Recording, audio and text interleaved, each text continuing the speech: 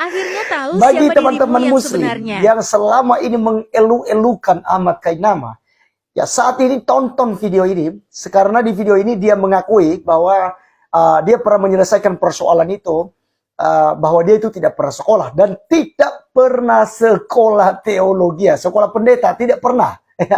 Oke, bagaimana videonya teman-teman sekalian? Mari kita langsung saja cek videonya berikut ini. Kemarin ini kita sempat berdua mendapat seperti ancaman bluffing dari para mereka yang rupanya YouTuber Kristen yang sudah tidak tahu lagi menjawab Kainama dan Aries. Ini sudah data-datanya sudah dibuka dan mereka sudah tidak tahu lagi mau patahkannya gimana argumen ini, sehingga mereka bilang Kainama ini akan dilaporkan atas dasar transmisi atau penyebaran berita bohong bahwa Kainama pernah sekolah. Yang mana masalah ini telah diselesaikan di kantor hukum Brawijaya 9 nomor 3B. Itu pernyataan bahwa saya tidak akan lagi menyebutkan ini dan saya tidak pernah sekolah. Itu sudah ditandatangani di atas meterai dan di kantor hukum juga di Brawijaya tahun 2018. Demikian Kak Kanda. Oke, teman-teman sekalian, inilah yang kita sudah dengarkan dari pengakuan Ahmad Kainama ya. Dan ada yang menarik dari bahasanya. Katanya kami sempat bahas-bahas tentang saudara-saudari kita Kristen dan Katolik, kemudian bersama dengan Aristo ya. Lalu YouTuber Kristen itu tidak tahu lagi mau menjawab apa karena mereka sudah bongkar data-datanya katanya. Data yang mana yang dibongkar Ustadz Ahmad Kainama ini? Ya, kita melihat semua omong kosong dan kita sudah jawab loh, banyak YouTuber Kristen ya, ada Andre Tunggal gitu ya, ada Didit Yuli. Ya, saya ada di channel TV Laskar Kristus dan channel-channel yang lain teman-teman sekalian. Apa yang disampaikan Ahmad Kainama itu kita sudah jawab semua kebohongan. Ngutip ayat lalu ditafsirkan sembarangan. Ya, itu penistaan dan sekali ini dia ketakutan karena diancam mau dilaporkan. Ya, jadi mana sih yang kita tidak bisa jawab dengan pernyataan Ahmad Kainama? Jadi kenapa Ahmad Kainama kemudian ketakutan? Ya, kalau memang sudah lulus dari STT Jakarta, ngapain takut Pak Ustadz? Bukankah itu kebahagiaan Anda dipromosikan? Ya, apalagi kalian bangun hoax yang lain kemarin di Ustadz Ipung Atria, bahwa ijazah Ahmad Kainama itu sudah dicuri oleh gereja, sudah disembunyikan ya, atau mungkin dirampas, dirampok oleh gereja. Kan bahasanya seperti itu dari Ustadz Ipung Atria, ijazah Ahmad Kainama. Padahal di sini jelas semua terbuka terang benderang saat ini. Ahmad Kainama ketakutan bersama dengan Aristo dan mengaku bahwa tidak pernah kuliah di STT Jakarta atau tidak pernah sekolah teologi Kristen. Jadi semuanya belajar otodidak dan ya bikin mau-maunya dia aja. Siapapun boleh teman-teman sekalian. Ya, dan data itu dia udah dicek di pangkalan data ya, di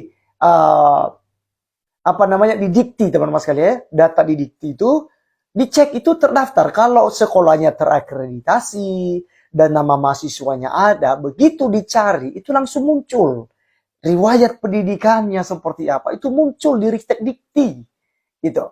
Nah, kita cari ya nama Ustadz Ahmad Kainama ini ya, Christopher Kainama, itu tidak ada teman-teman sekalian, tidak muncul. Nah, kemudian apakah juga Ahmad Kainama mengakui bahwa tidak pernah sekolah di Leiden, Belanda, dan juga di Haifa ke-1, Haifa ke-2 di Israel, dan bahkan di S4-nya S4-nya itu di Vatikan Roma, tinggal di Turino, ya kurang lebih lah 50-40 kilo lah ya tempat sekolahnya. Jadi semua teman-teman dari Muslim yang selama ini itu ngefans dengan Ahmad Kainama dan percaya dengan bualannya, takianya, dan berkata, memang Kainama adalah orang terpintar dari kalangan Kristen. Murtad karena Islam paling benar. Lalu membanggakan Islam, membanggakan Nabi Muhammad, membanggakan Allah SWT. Ya, jadi luar biasa gitu ya. Saat ini siapa yang malu? Ya, baik teman-teman sekalian, kita dengarkan firman Tuhan dulu. Dalam Yohanes 8 ayat 44. Firman Tuhan katakan begini.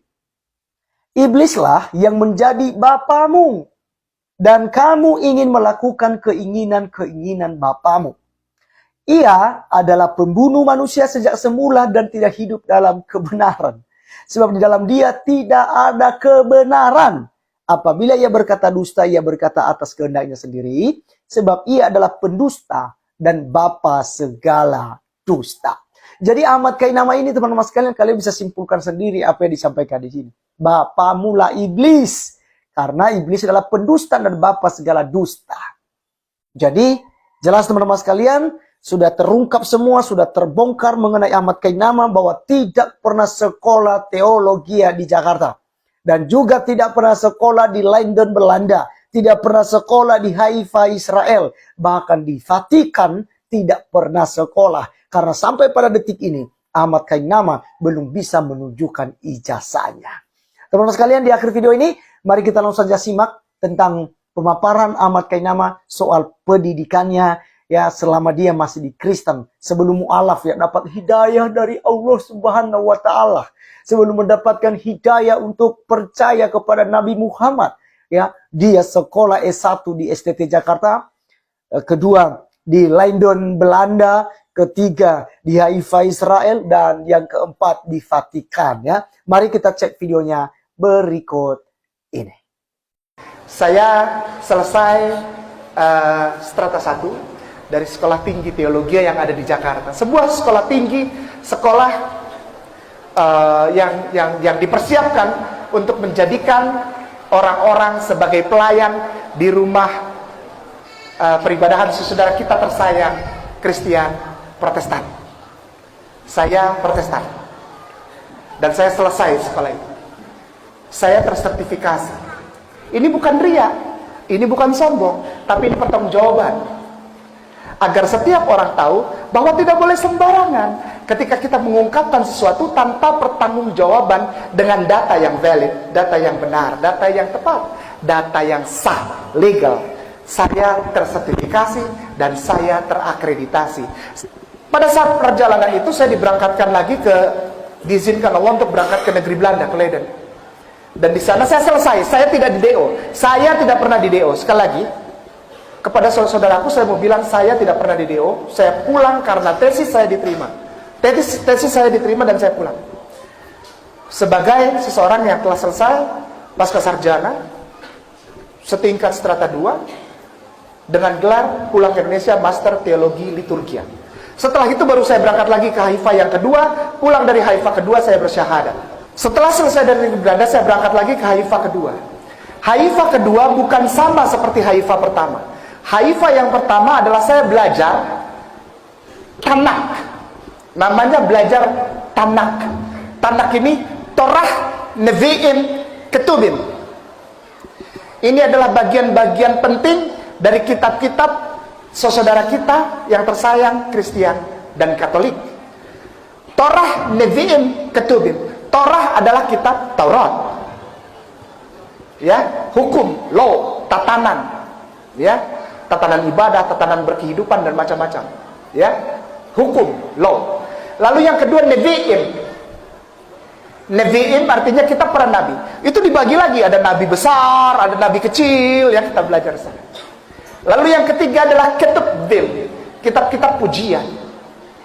Termasuk di dalamnya kitab Zabur yang dikenal oleh kaum muslimin dan muslimat. Yang di sana disebut Mizmor. Atau bahasa Indonesianya dalam Alkitab orang Kristen sekarang Mazmur. Mizmorah itu di sini disebut Mazmur. Nah, saya belajar itu. Saya bukan cuma baca, Bapak. Saya pelajari itu di tempat kitab itu ditulis. Saya tidur di Torino dulu dan belajarnya di Vatikan. Di gereja Santo Petrus Basilika, jaraknya sekitar 40 sampai 50-an kilo lah dari Torino.